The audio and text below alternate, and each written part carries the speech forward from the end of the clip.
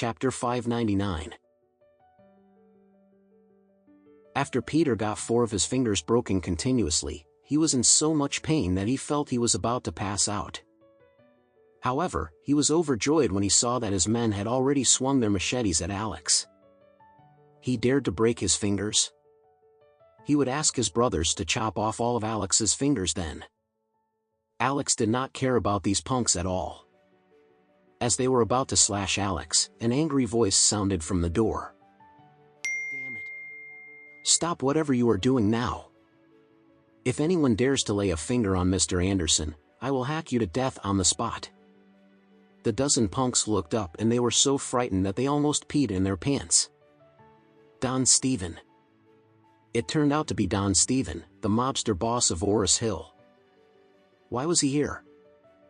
At this time, Stephen brought some of his most powerful subordinates here with him today. Moreover, these subordinates of his were all armed with guns, and they were no ordinary gangsters. After the men armed with guns stepped into the villa, they pointed their guns at the gang of people who were armed with machetes. The group of men quickly dropped their machetes on the ground immediately. One of the younger men was terrified and he quickly knelt on the ground with a thud as he cried out loud and said, "Don Stephen, please spare my life." After he knelt down, everyone else also knelt down immediately.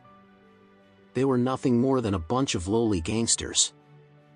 Therefore, it was only natural for them to be frightened to death in front of Don Stephen. Peter was also shocked at this time. What was happening? Why was Don Stephen here? At this time, Stephen hurriedly walked towards Alex and said, "Mr. Anderson, I'm sorry for being late." Alex waved his hand before he said, "Ask your men to lock these guys up in the room first." Stephen nodded before he immediately instructed his men to lock all of those gangsters up in the next room. After that, Alex looked at Peter, who had already turned pale, before he said, "So, I've already said that I'll give you 12 rings today, but I've only given you 4 rings. So, let's continue." After that, Alex proceeded to break Peter's right pinky. Crack. Peter could not help but yell out in pain. At this time, Stephen, who was standing aside, quickly said, "Mr. Anderson, you don't have to waste your precious time on someone as meaningless as this. You can just leave him to me. I'll bring him to my dog farm and let all of my Tibetan mastiffs tear him apart." Peter was very shocked and he blurted out immediately, "Don Stephen. Don Stephen.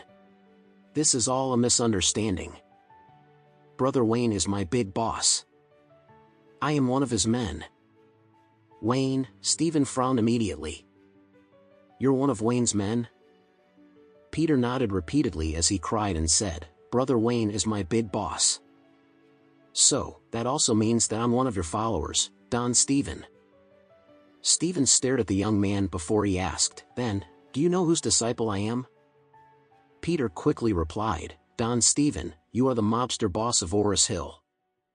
Of course, you're no one's disciple." Stephen gave him a tight slap across his face before he pointed at Alex and said, "I am Mr. Anderson's disciple." What? He was Alex's disciple. He did not even call himself his younger brother. For instance, there is the head of a sect. After that, there are dozens of masters under the head, hundreds of leaders under the masters, tens of thousands of younger brothers below the leaders. And lastly, there were disciples of these younger brothers. The famous and reputable Don Stephen actually said that he was this young man's disciple. This meant that he was being extremely humble and respectful in front of this young man. Peter was trembling in fright when he heard Don Stephen's words. What was going on here? His second aunt had asked him to scheme against an old lady so that he could force the old lady's son-in-law to hand his villa over to them. He really did not expect the other party to be Don Stephen's boss. Zora was also so frightened that she felt her legs going weak immediately. She stared at Lucy with a pale look on her face as she asked in a low voice, "Who is this that you've just offended? Are you trying to get me killed?" Lucy was also very confused at this time. She knew that Alex was always fooling and cheating people with feng shui, but she really did not expect him to be so powerful. Elaine was also dumbfounded at this time. Her dear son-in-law was really too amazing. He was not only close to many wealthy and powerful people, but he was also so capable on his own. Alex was indeed very amazing.